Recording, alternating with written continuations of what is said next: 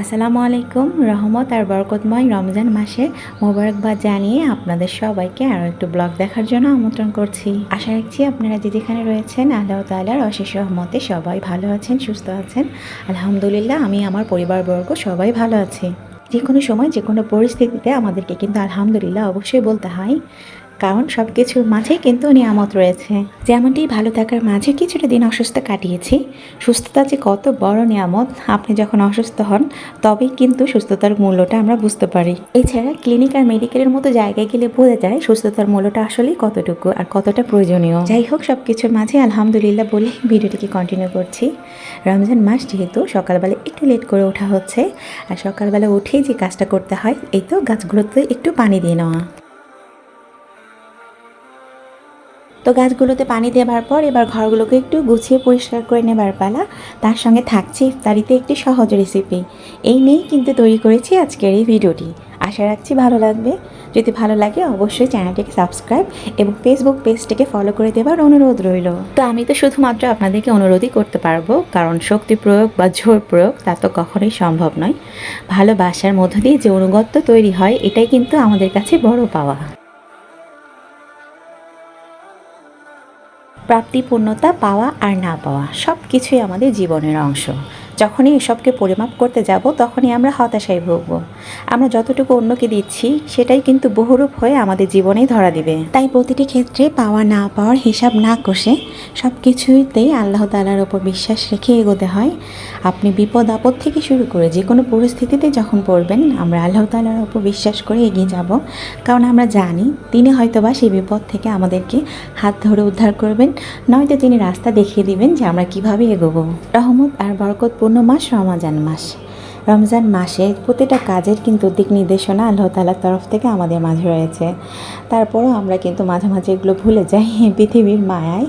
তো যাই হোক, সব কিছু কাটিয়ে উঠে যেন আমরা আল্লাহ তাআলার দেখানোর রাস্তায় যেতে পারি, তাই বারবার ফিরে আসুক আমাদের মাঝেই রমজান মাস।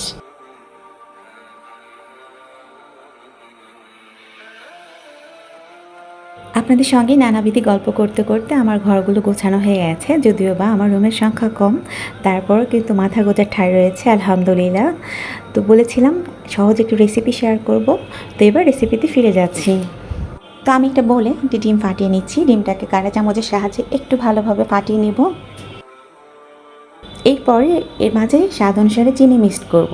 কি তৈরি করছি সেটাই তো বলা হয়নি, আমি সুজির তৈরি একটি বল তৈরি করব। আশা রাখছি আপনাদের কাছে রেসিপিটি সহজ এবং ভালো লাগার হবে। তারপর চিনির স্বাদটাকে একটু ব্যালেন্স করার জন্য 1 চিমটি লবণ দিয়েছি। এরপর আমি এর মাঝে সুজি মিক্সড করছি, আর আমি 1/2 কাপ পরিমাণ ময়দা মিশিয়ে নেব। খুব ভালোভাবে এটার একটা ডো তৈরি করব। তারপর কিছুক্ষণ 15 থেকে 20 মিনিটের জন্য রেস্টে রাখার পর প্যানে অয়েল গরম করে নেওয়ার পর বল শেপ দিয়ে এটাকে ভেজে নেব। খুবই সহজ এবং মজাদার একটি রেসিপি। আমরা তো বিভিন্ন রকমের মানুষ, বিভিন্ন ভাষাভাষীর মানুষগুলো নানা রকমের খাবার ইফতারিতে খেয়ে থাকি, তবে কিছু কিছু খাবার সব জায়গাতেই কম বেশি কিন্তু একই খাওয়া হয়, যেমনটা রয়েছে খেজুর। রমজান মাসে ইফতার আয়োজন এক অন্যরকম অনুভূতি, যে অনুভূতির মধ্য দিয়ে আমরা প্রতিটি ধর্মপ্রাণ মুসলিম মানুষ কিন্তু এই মাস জুড়ে যাই। আর আমাদের মাঝে বারবার যেন রমজান মাস ফিরে আসুক আমাদের আত্মশুদ্ধির জন্য, এটাই চাইব।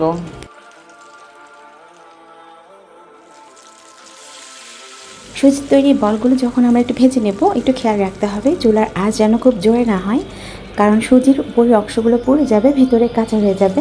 তাই মিডিয়াম হিটেই কিন্তু এটাকে একটু ভেজে নিতে হবে।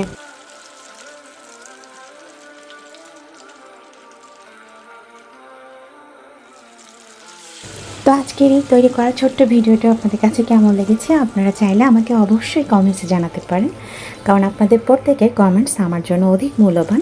কারণ আপনাদের অ্যাপ্রিসিয়েশন থেকে শুরু করে গুড এবং ব্যাড যেটাই হোক না কেন সেটাই জানিয়ে যাবেন।